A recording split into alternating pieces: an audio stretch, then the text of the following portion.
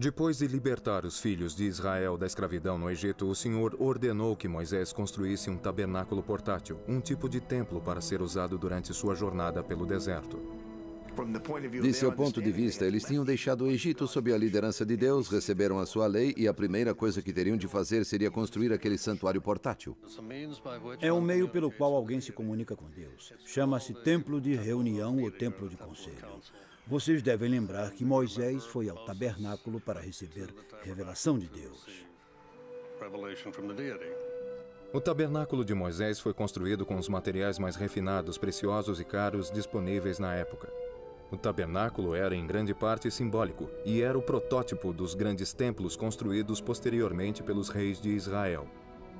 A única entrada era por um portão na parede leste que dava para o pátio externo.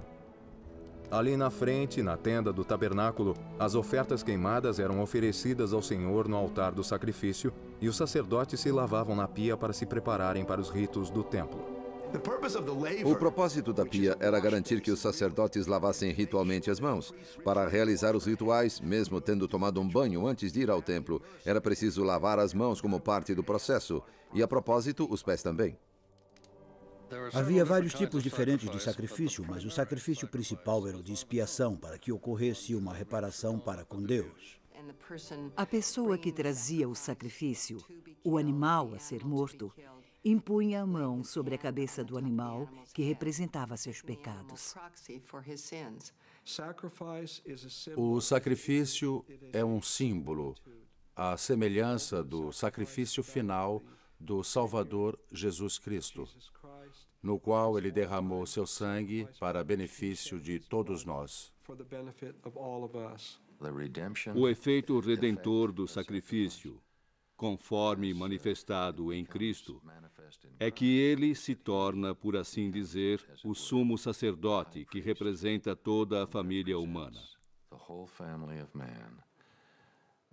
E, nesse caso, em vez de haver qualquer outro ser vivo sujeito à morte, ele mesmo se oferece. E assim, com esse ato, toma vicariamente sobre si as transgressões da humanidade e as apaga.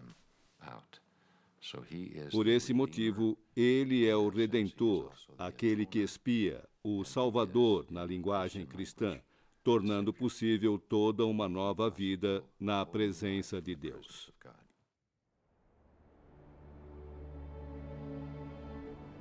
Havia duas salas no tabernáculo.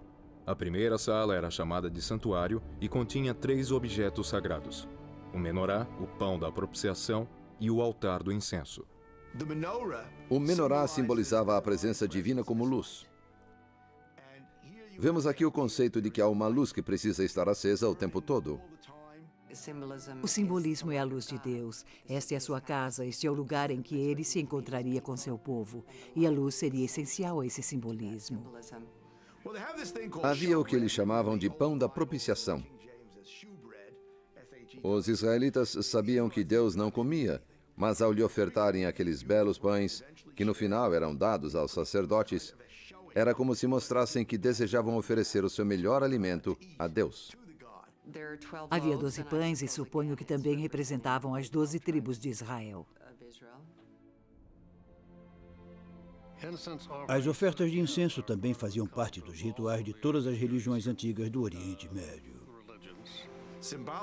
Simbolicamente, entendia-se que isso representava que algo aceso por nós, nesse caso o incenso, que também representava uma oferta a Deus, subiria diretamente ao céu.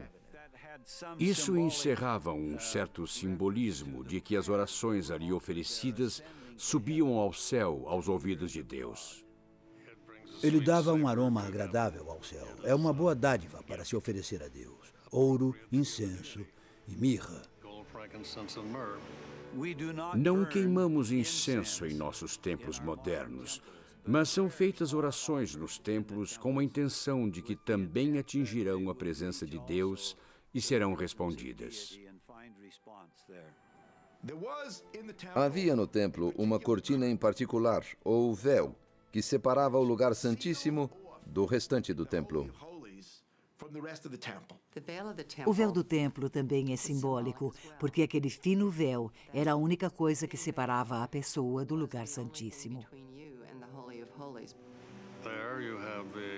Havia a Arca da Aliança, o acordo firmado entre Israel e seu Deus, e entre Deus e Israel. É uma sala do trono, que também simbolizava a sala do trono celestial, onde habita o próprio Deus.